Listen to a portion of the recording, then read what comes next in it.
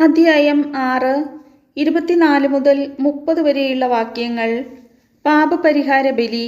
കർത്താവ് മോശെയോട് അരുളിച്ചെയ്തു, അഹറോനോടും പുത്രന്മാരോടും പറയുക, പാപപരിഹാര ബലിയുടെ നിയമം ഇതാണ്.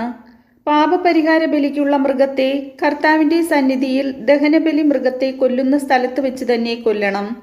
അത് അതിവിശുദ്ധമാണ്. പാപപരിഹാര ബലി അർപ്പിക്കുന്ന പുരോഹിതൻ അത് ഭക്ഷിക്കണം. സമാഗമ കൂടാരത്തിൻ്റെ അങ്കണത്തിൽ വിശുദ്ധ സ്ഥലത്ത് വെച്ച് വേണം ഭക്ഷിക്കുവാൻ. അതിൻ്റെ മാംസത്തിൽ തൊടുന്നവരെല്ലാം വിശുദ്ധരായി തീരും. അതിൻ്റെ രക്തം വസ്ത്രത്തിൽ തെറിച്ചു വീണാൽ ആ വസ്ത്രം വിശുദ്ധ സ്ഥലത്ത് വെച്ച് കഴുകണം. അത് പാകം ചെയ്ത മൺപാത്രം ഉടച്ചു കളയണം. ഓട്ടുപാത്രത്തിലാണ് പാകം ചെയ്തതെങ്കിൽ അത് നന്നായി തേച്ചു കഴുകണം.